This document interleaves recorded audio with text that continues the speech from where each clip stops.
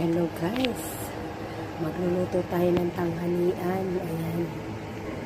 So dahil wala tayong pagkain, para-paraan lang yan, magsisinigang tayo ng kamatis, sibuyas, at saka itong okra. So dahil marami tayong okra, ayan, lagyan natin ng sinigang mix para mukhang sinigang.